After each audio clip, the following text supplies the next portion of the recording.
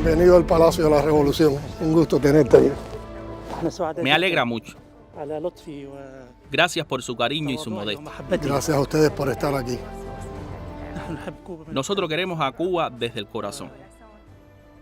Venimos con amor. Somos una voz árabe auténtica en apoyo a la revolución cubana con toda honestidad y toda fuerza. Tenga la confianza que hay millones y millones que los aman a pesar del bloqueo, la exclusión y las sanciones. Hay muchos pueblos con ustedes por afinidad y sin ningún interés.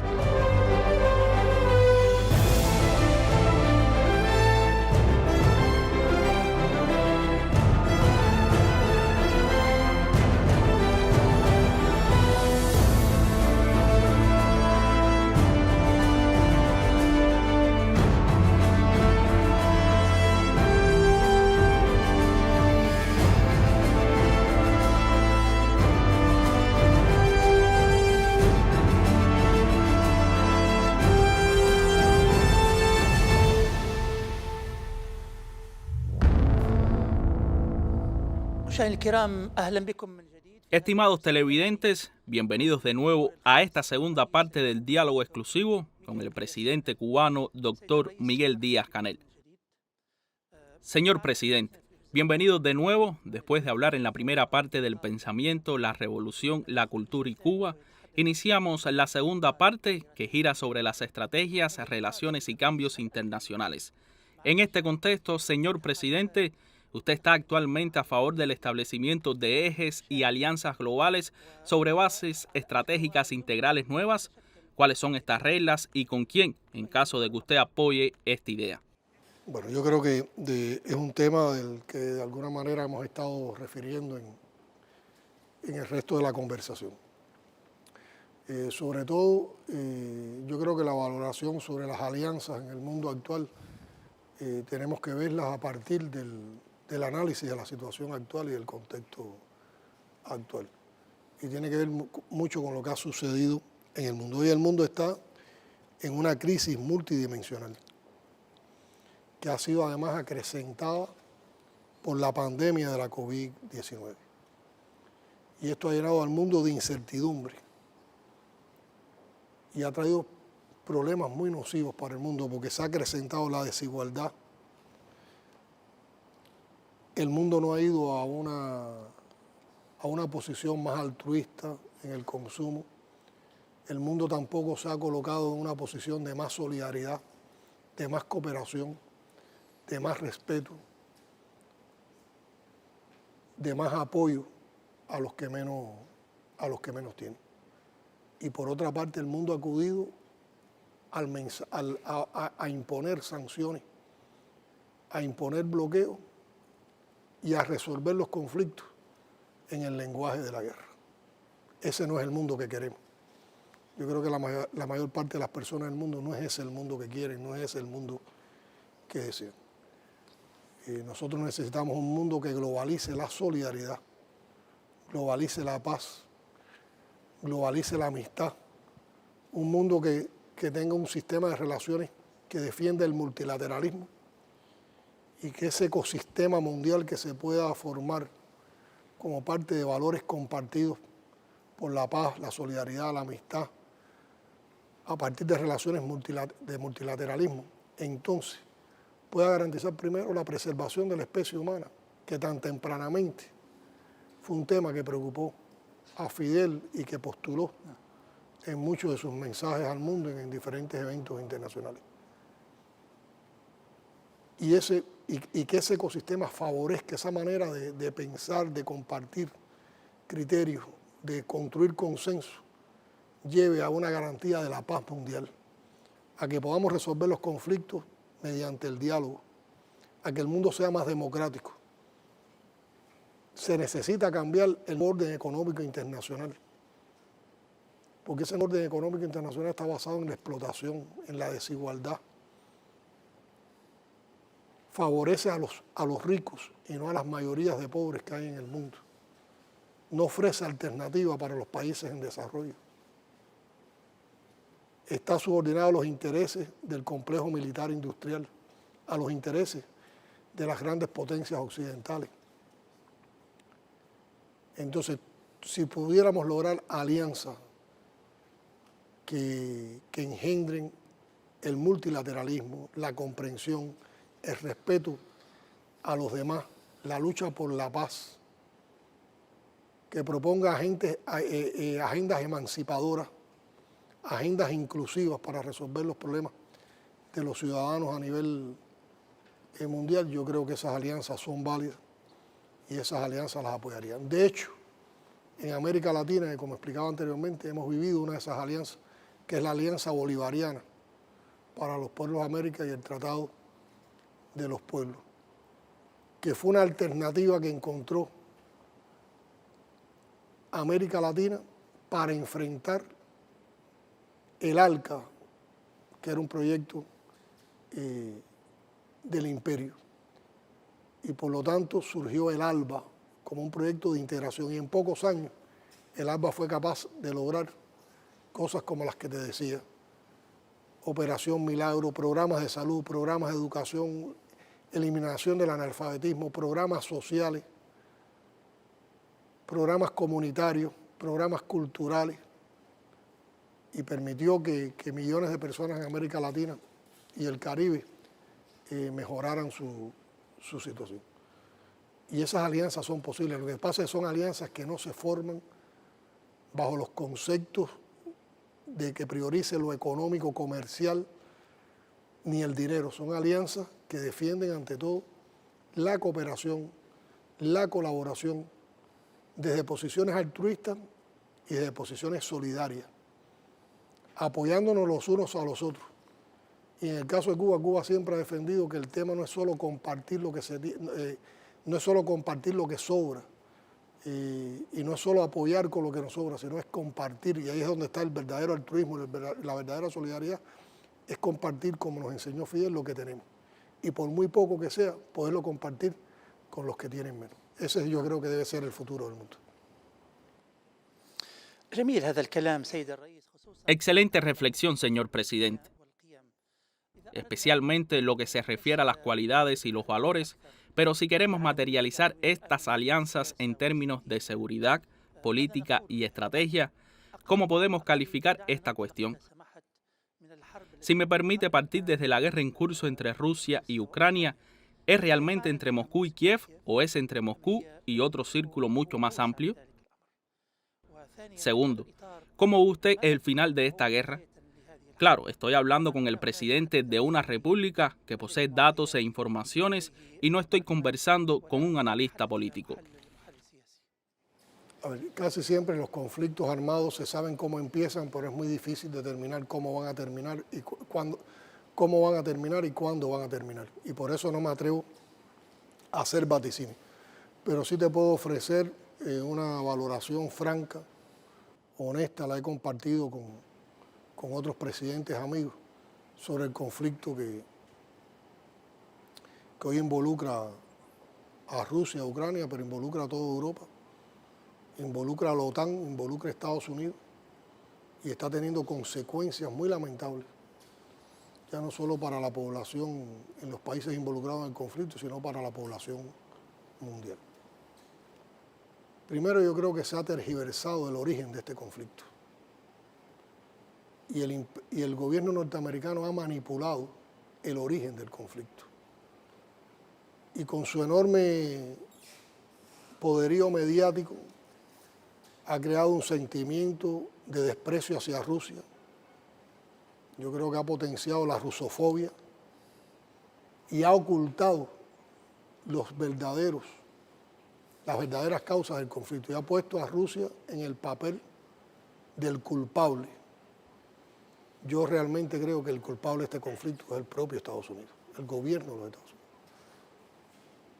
Y esto tiene que ver mucho con lo que sabemos en la historia de cómo actúa el imperio yanqui.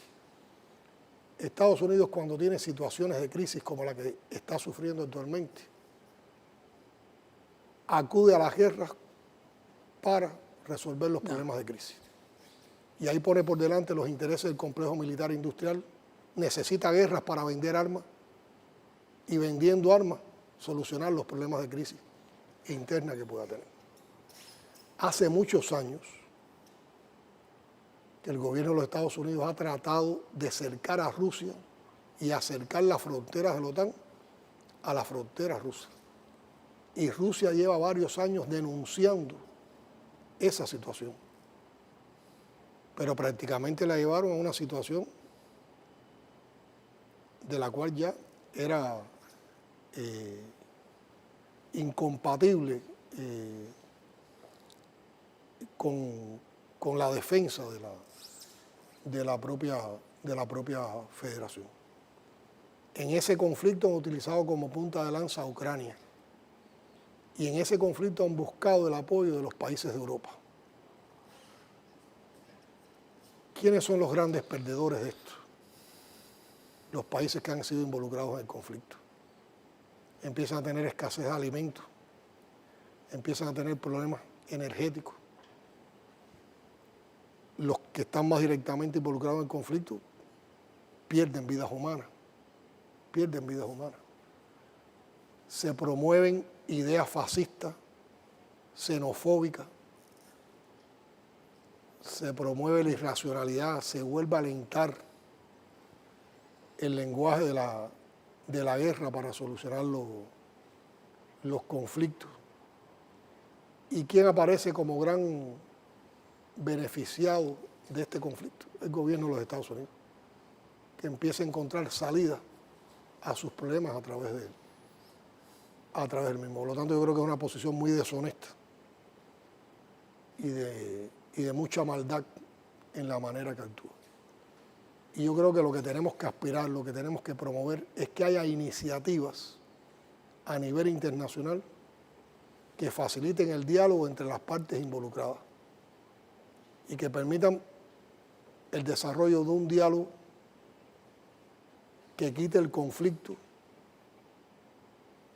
que regrese a todos los países involucrados a la paz y que dé la garantía a todas las partes involucradas para que esa paz sea sostenible, sea duradera y no se vuelva a repetir el conflicto. Yo creo que esa sería la posición más honesta con la que pudiéramos apoyar todos en el mundo para buscar una solución a un conflicto que hoy ha costado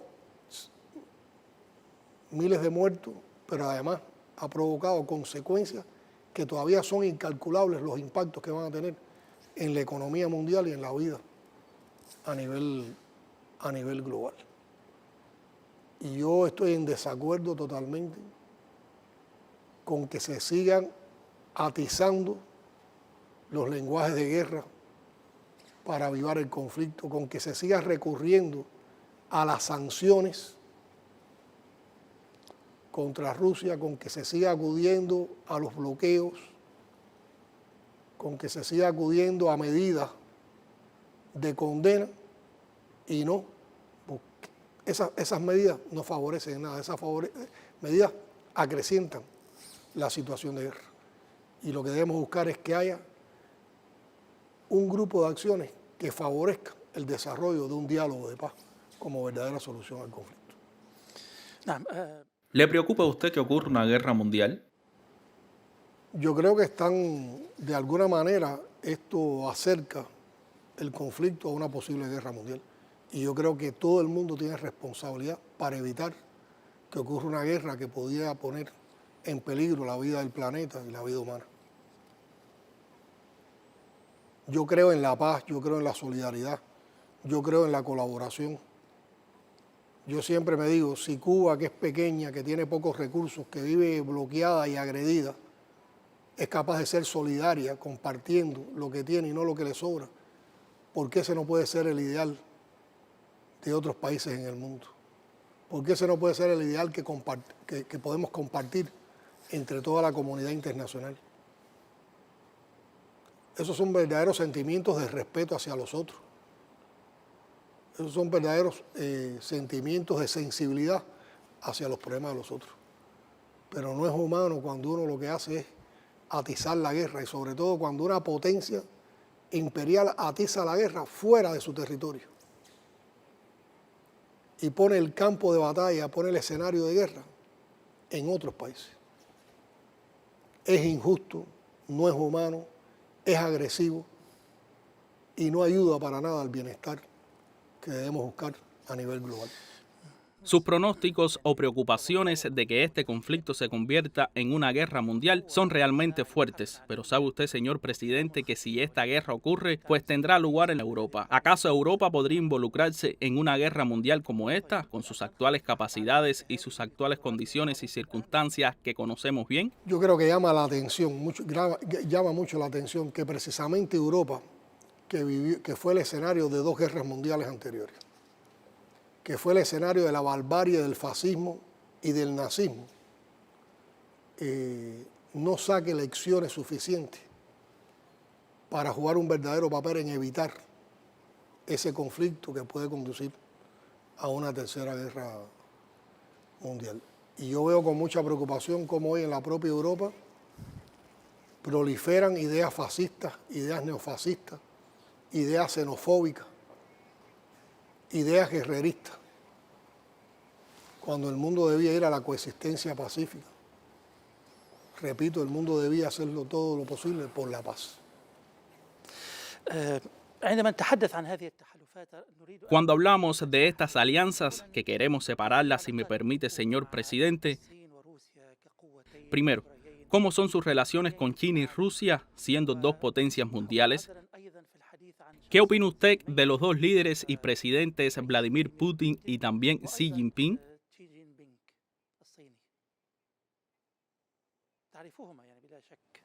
Los conozco a ambos, somos amigos entre ambos, y Xi y Putin también son amigos entre ellos.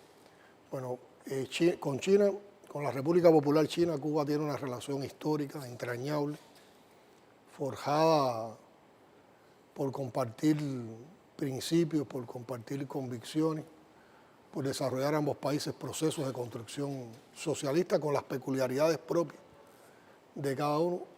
Y entre nosotros hay una relación muy fuerte a nivel de gobierno, a nivel de pueblos. Somos pueblos que nos admiramos y nos queremos. Y también tenemos una importante relación, una fuerte relación a nivel de partido. Partido Comunista Chino y el Partido Comunista de Cuba. China es un país que siempre nos ha respetado. China es un país también del que hemos aprendido, lo hemos tomado como un referente. Y yo creo que hay que destacar la manera en que China, en su proceso de construcción socialista, con sus reformas, con su manera peculiar de ver las cosas, de analizar los problemas, ha ido construyendo una base económica importante que la ha convertido hoy en una de las potencias principales en el mundo. Y con una posición también, como ha sido en el caso de Cuba, con una posición de colaboración, de solidaridad. En los últimos años, el presidente Xi Jinping, al cual yo considero uno de los líderes mundiales más importantes en estos momentos, ha potenciado también el desarrollo de China y tiene contribuciones importantes en el desarrollo del proceso chino, tanto desde el punto de vista del partido como desde el punto de vista del gobierno.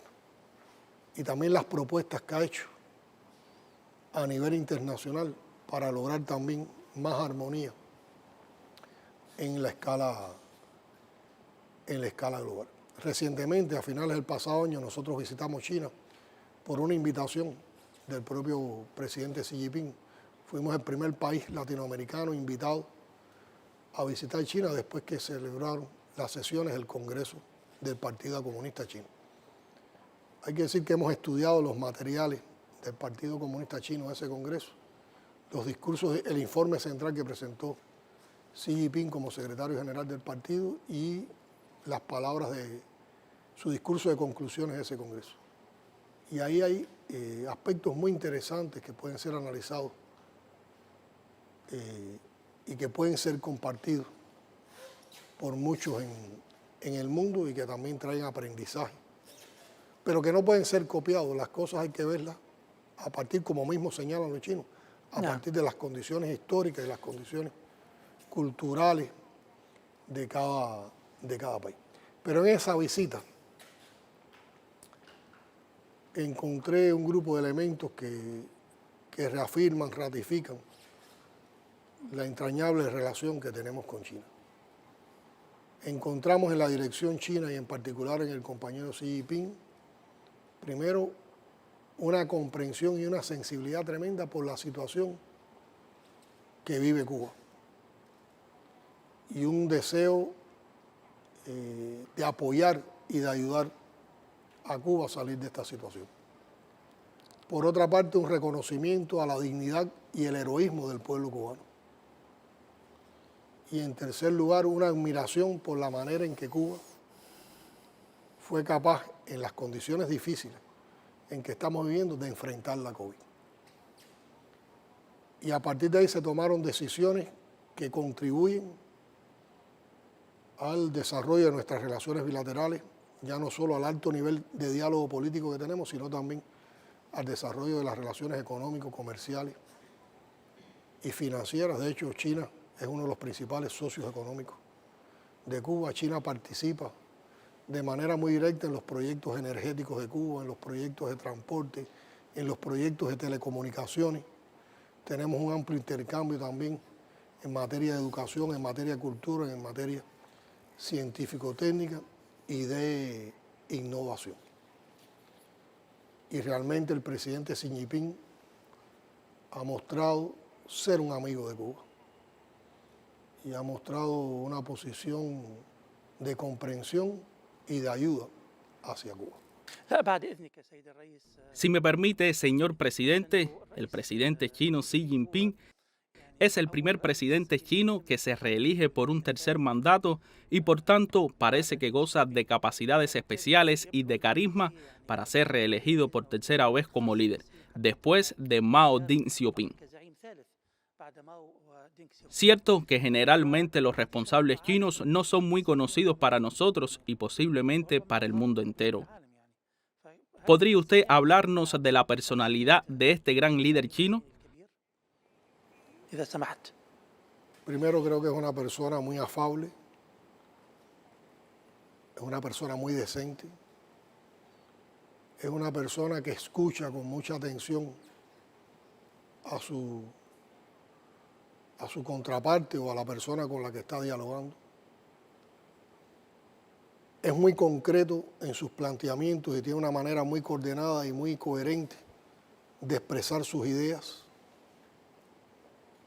Defiende profundamente sus convicciones y es capaz de establecer un diálogo en un ambiente de confianza, de honestidad. Yo diría en el caso nuestro, en el caso de Cuba, de calidez. Y es una persona que uno llega a admirar, a comprender, a entender y además ponerse en la situación de él, la persona que dirige un país tan grande y tan poblado. Y la claridad, la visión que tiene sobre los problemas de su país y también sobre los problemas globales. Realmente es una persona admirable y guardo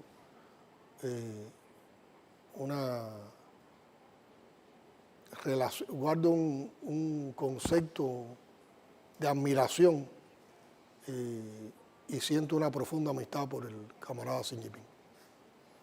Hablando de Rusia, con Rusia también tenemos un alto Rusia nivel. o Vladimir Putin. Con Rusia mantenemos también un elevado nivel de diálogo político y también un elevado nivel en las relaciones económico-comerciales. Hay que decir que Rusia está presente con todo un grupo de proyectos en los sectores más estratégicos concebidos en el Plan Nacional de Desarrollo Económico y Social en Cuba hasta el 2030. Sector energético, sector del transporte, sector de las comunicaciones y la ciberseguridad, sector metalúrgico, sector industrial y la producción de alimentos, entre otros. Y hay toda una gama de proyectos de desarrollo que llevamos de conjunto con Rusia.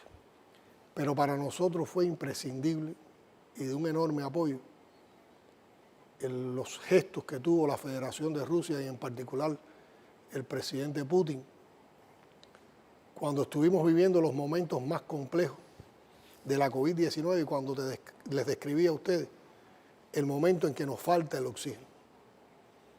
Rusia envió un avión y puso a disposición de nuestro país un avión para hacer todas las transportaciones del oxígeno que tuvimos que importar desde diferentes lugares de América Latina y el Caribe para poder llegar con oxígeno a tiempo a nuestros hospitales y evitar que la gente muriera por falta de oxígeno. Rusia nos donó en esos momentos varias plantas para producir oxígeno